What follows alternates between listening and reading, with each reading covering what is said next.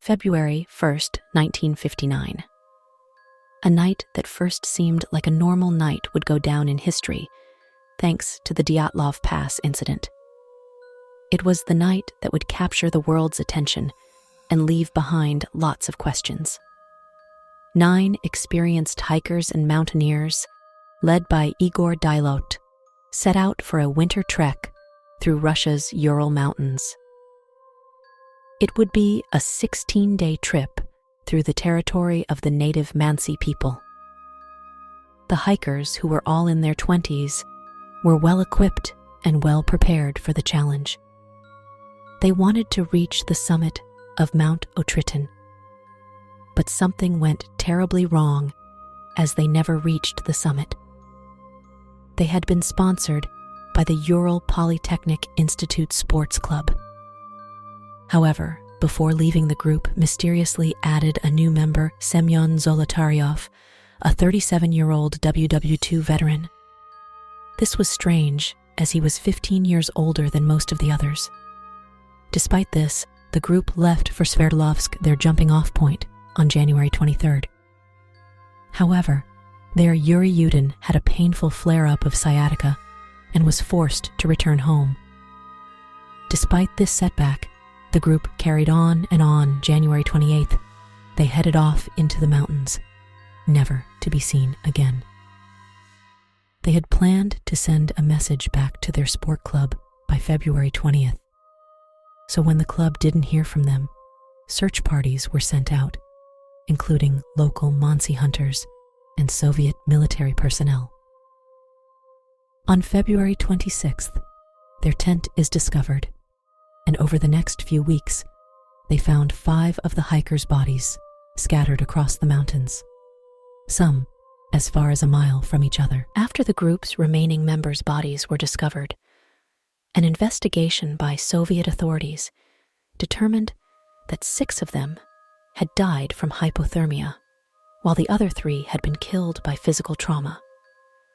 1 victim had major skull damage, 2 had severe chest trauma, and another had a small crack in his skull. Another 2 had severe third-degree burns. As the world struggled to make sense of these events, theories began to emerge. Some blamed it on military experiments that had gone wrong, while others speculated about alien activity or even supernatural forces. The Russian authorities eventually shut down the case without any explanation. Years went by, but the mystery of the Dyatlov Pass remained unsolved. The incident became a cultural phenomenon, inspiring books, films, and even a popular video game. The story captured the imagination of people around the world, sparking endless debates and speculation. In recent years, however, new evidence has come to light that has shed some light on what may have happened that fateful night. In 2019, the case was reopened for investigation, and a prosecutor, Andrei Kuryakov, was put in charge. After months of investigation, he concluded that a snowbank had collapsed upon the tent with great force, causing the head injuries. Due to this, he believed the hikers had thought that an avalanche was coming, and so cut through the tent and ran outside without taking any gear.